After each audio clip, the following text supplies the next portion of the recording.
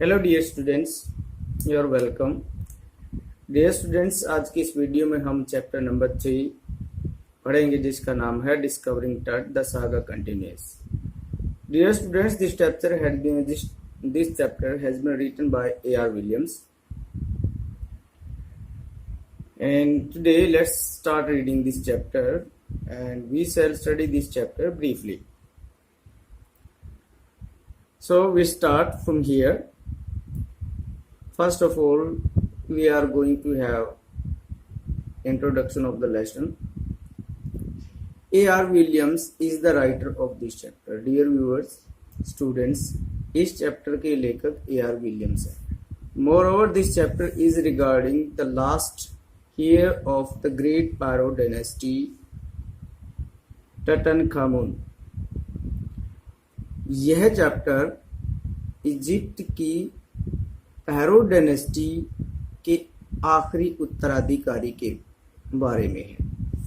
पैरो dynasty means एक प्रकार का राजवंश, एक किसी खास कबीले या धर्म या जाति से संबंधित राजवंश होता है। He died in his teenage after ruling for 9 years. Dear students, टटनखामुन नाम का जो राजकुमार होता है वो 9 साल तक राज करने के बाद अपनी युवावस्था में ही गुजर जाता है। His death gave birth to a mystery. उसकी मृत्यु के कारण एक रहस्य पैदा हो जाता है, यानी वो मरा किस प्रकार। This chapter talks about all the possible mysteries, the curse, where his tomb is lying, his whole life and finally his death. यह चैप्टर उसके मौत के संभव रहस्य, श्राप, उसकी कब्र कहाँ है, उसको कहाँ दफनाया गया, उसका पूरा जीवन और आखिरी में उसकी मृत्यु के बारे में डिस्कस करता है। Dear students, his mummy was discovered. उसकी मम्मी मीन्स मृत शरीर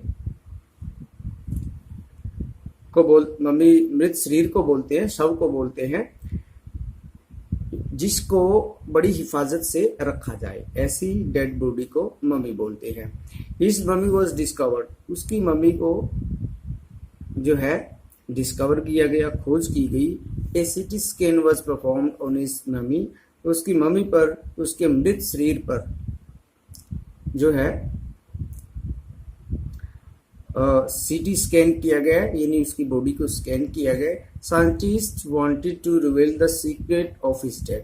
वैज्ञानिक जो इसकी मृत्यु का रहस्य है खोलना चाहते थे कि वो किस रहस्य से, यानी क्या कारण था उसका मरने का, ये बातें वो जानना चाहते थे। This chapter talks all about that process. इस चैप्टर में उसी प्रोसेस यानी उसी प्रक्रिया के बारे में बात की गई है कि किस प्रकार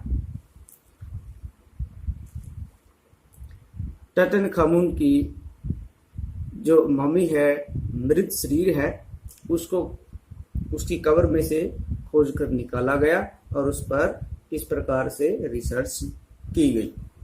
सो dear students, let's start reading it the text briefly from here. Tutankhamun was the last leader of the great pharaoh dynasty.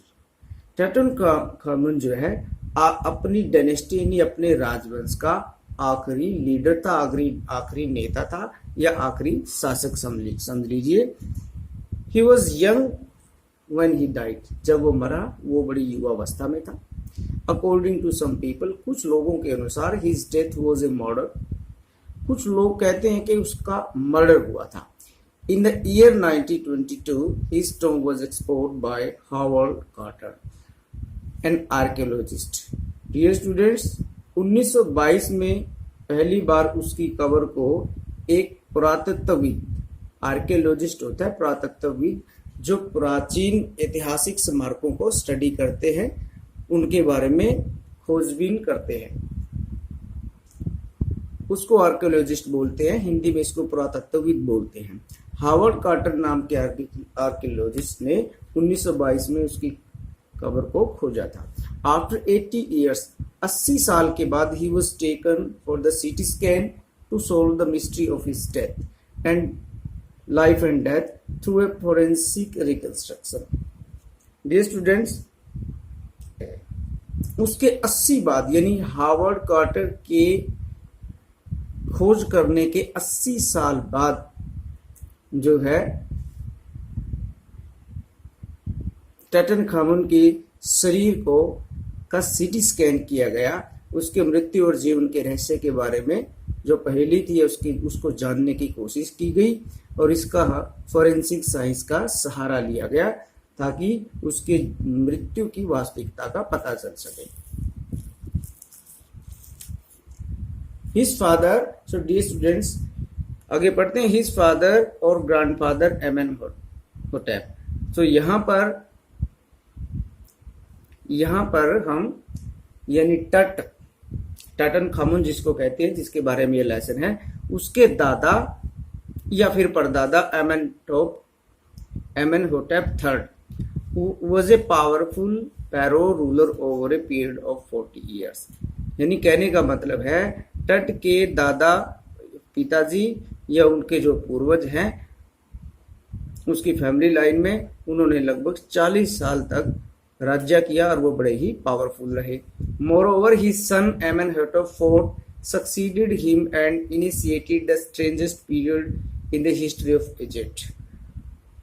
एमेनहोटेप यानी एमेनहोटेप III के बाद उसका बेटा एमेनहोटेप IV आया और वह फिर सक्सीडेड में सिंहासन पे बैठा, उसका उत्तराधिकारी बना। उसने फिर एक अजीब प्रकार का जो इतिहास में रूलिंग सिस्टम शुरू किया। इजिप्ट के इतिहास में एमेनहोटेप IV ने अजीब तरह से राज्य करना शुरू कर दिया। इस कहने का मतलब है उसने अपने ही रूल रेगुलेशन लागू करने शुरू कर दिए। His name change to Akhenaten which means servant of Athens. उसने अपना नाम बदलकर अखेटन रख दिया जिसका मतलब है एथेंस का सेवक। He change the religious capital from Thebes to Amarna. उसने अपनी धार्मिक राजधानी भी चेंज कर दी। पहले थेब्स थी, उसके बाद उसने अमरना अपनी धार्मिक राजधानी बना ली। Letter he attacked Amun a god. बाद में उसने अमुक नामक इजिप्ट के लोगों के एक देवता होते हैं जिसका नाम अमुन है, उस पर आक्रमण कर दिया। रूइन हिज अमेज, उसकी मूर्तियों को नष्ट कर दिया। सट हिज टेम्पल्स, और उसके मंदिर को बंद कर दिया। अनदर तो इस प्रकार देखते हैं डियर स्टूडेंट्स कि एमेनहोटेप IV ने किस प्रकार गलत तरीके से इजिप्ट में राज्य करना शुरू कर दिया। वह एक डिक्टेटर बन गया, तानाशाह बन गया और उसने अपने ही रूल रेगुलेशन लागू कर दिए और कई देवी देवताओं की मूर्तियों को नष्ट कर दिया और उनके मंदिर भी तोड़ दिए। Another mysterious ruler thrived him who died very soon.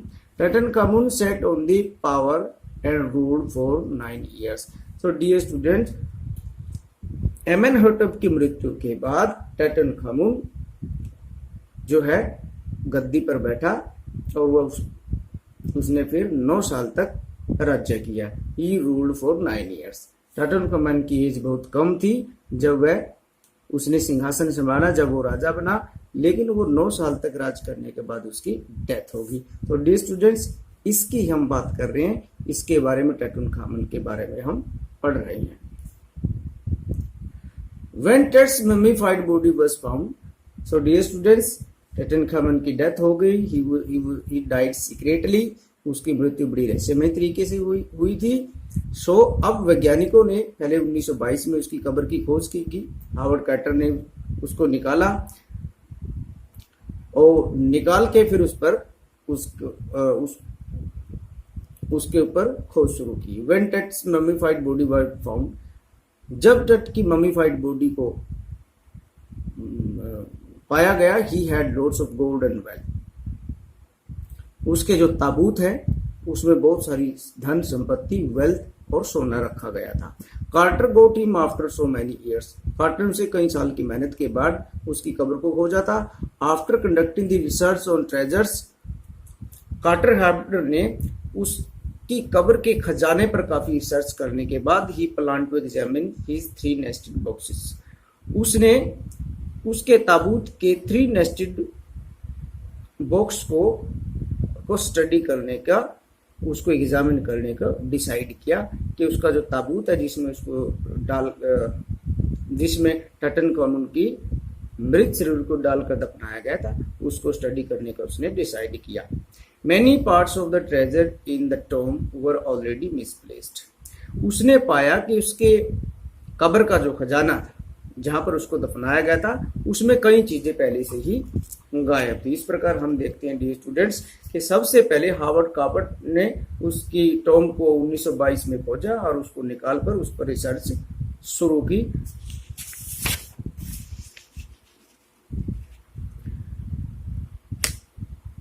His tomb was found row cut 26 feet under the ground. उसकी जब कब्र को पाया गया, हार्वर्ड कार्टर ने पाया कि वह उसकी कब्र जो जमीन में 26 फीट गहरी खोदी गई थी, which also had some wall paintings. और उसकी कब्र को एक तहखाने के रूप में यानी एक कमरे के रूप में बनाया गया था जिसकी दीवारें भी बनाई गई थी। और जब हार्वर्ड कार्टर ने उसकी कब्र को खोजा और जब उसके तहखाने में कब्र के तहखाने में गया तो उसने देखा कि कब्र के तहखाने में पे जितनी दीवारें थी उन पर काफी पेंटिंग्स भी बनी थी। It reverse that he was surprised in the months of March और अप्रैल। इसने उससे कब्र का माहौल और अंदर का एनवायरनमेंट देखकर और उसके दफनाने के ढंग को देखकर हार्वर्ड कार्टर ने कब्र के अंदर के एनवायरनमेंट के देखकर और उसके दफनाने के ढंग यानी टटनकामुन को किस तरीके से दफनाया गया था, वहां पर जो उसको चीजें मिली उनको देखकर उसने अंदाजा लगाया कि उसको या तो मार्च या अप्रैल के महीने में दफनाया गया था। One of the coffin put Carter into trouble. उसके ताबूतों में से एक ने हार्वर्ड कार्टर के लिए समस्या खड़ी कर दी। The gums used to paste stud to the lowest of the solid gold. The gums used to paste टट की बॉडी को सोने के बने ताबूत से चिपकाने के लिए बड़ी सख्त गम का यानी एक प्रकार के ऐसे पदार्थ ऐसी गम का यूज किया गया था जिसको उखाड़ना बड़ा मुश्किल था। Coffin was toughening enough that made it impossible to displace. Coffin ने बड़ी मेहनत करी लेकिन उसके लिए टट की बॉडी को ताबूत से अलग करना बड़ा मुश्किल हो गया। He put the box in the sun for numerous hours. इसके लिए हार्वर्ड ने क्या किया कि उसके ताबूत को निकालकर बाहर धूप में रख दिया, so that the resins loose up but it didn't work. ताकि जो गोंद जो राल जो है यूज की गई थी टट की बॉडी को ताबूत से चिपकाने के लिए वो ढीली हो जाए, लूज पड़ जाए धूप में रखने से और फिर उसको निकाल लेगा। लेकिन धूप का भी इस पदार्थ पर कोई असर नहीं हुआ, वो थोड़ा सा भी पिघला नहीं। At last he removed the adhesive with the chisel and hammer. और फाइनली हार्वर्ड कार्टर को टट की मम्मी को ताबूत से हटाने के लिए चीजल यानी छेनी और हथौड़े का प्रयोग करना पड़ा। Carter sensed he didn't have any other choice than cutting the mummy from limb to limb।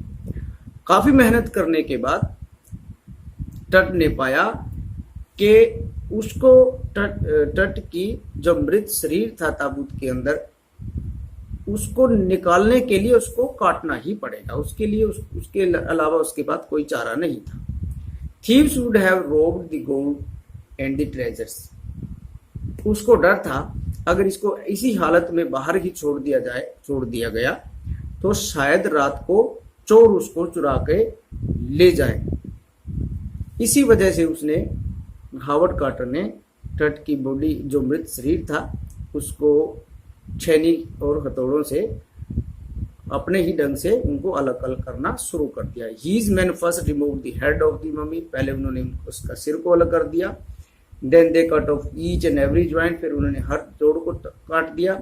After the process of removing all the body parts, they placed it on the layer of sand। सभी body parts को वहां से हटाने के बाद उन्होंने as it is इनको रेत पर रख दिया बाहर। They kept the parts in a wooden box। फिर उन्होंने एक लकड़ी के बॉक्स में उन पार्ट्स को रखा and placed it at the original place। और फिर उस को उसी स्थान पर, यानी जिस स्थान से तट की कब्र में से उसको निकाला गया था वहीं वापस रख दिया।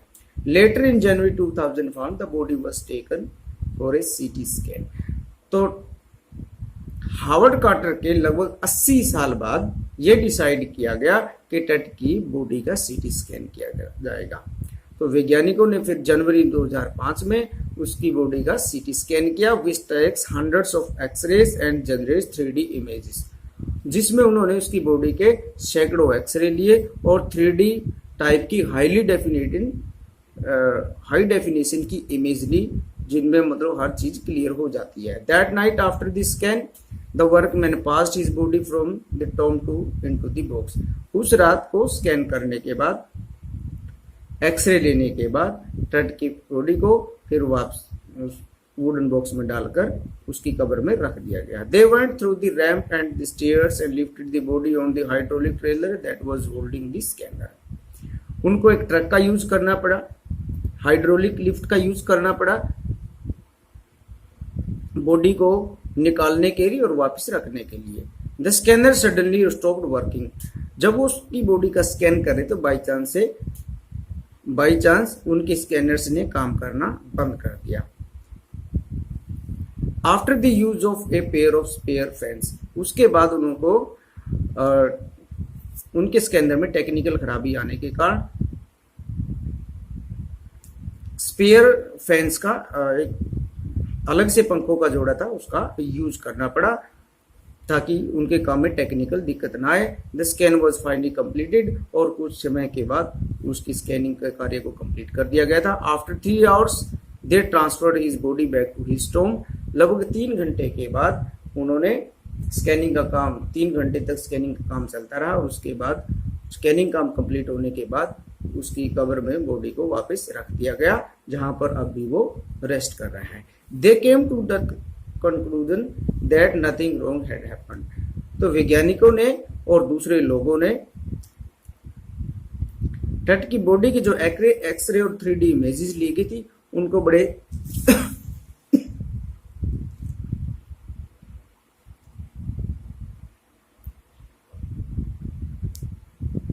ठीक ढंग से देखा और समझा, लेकिन उन्होंने पाया कि कुछ भी गलत नहीं हुआ था। So dear students, let's see this passage again. Later in January 2005, the body was taken for CT scan। 2005 में टट की बॉडी का CT स्कैन किया गया, हंड्रेड्स ऑफ एक्सरे लिए गए, उसकी 3D इमेजेस ली गई। उस रात वर्कमैन जो साथ में काम करने आए थे CT स्कैनर के साथ, उन्होंने टट की बॉडी को हाइड्रोलिक लिफ्ट का यूज करते हुए उसकी कब्र से निकाला और स्कैनर में डाला। The scanner suddenly stopped working, लेकिन टेक्निकल कारण से स्कैनर ने काम करना बंद कर दिया और उनको उनके पास जो 2 स्पेयर फैंस थे उनका यूज करना पड़ा ताकि उनका स्कैनर ठीक से काम करता रहे। The scan was finally completed. Scan को आखिरी में कंप्लीट कर दिया गया और लगभग 3 घंटे तक स्कैनिंग चली और फिर उन्होंने टट की बॉडी को वापस उसी की कब्र में रख दिया। They came to the conclusion that nothing wrong had happened. और अंततः वैज्ञानिक जो इस निष्कर्ष पे पहुंचे कि कुछ भी गलत नहीं हुआ था, और उन्होंने बड़े ध्यान से एक्सरेज और उसकी 3D इमेजेस का एग्जामिन करने के बाद वो इस निष्कर्ष पर पहुंचे। कंक्लूजन में और हम आगे कैसे to conclude discovering Tut the saga continues tells you that Tutankhamun also known as the Tut was a brave ruler who of the great pharaoh dynasty.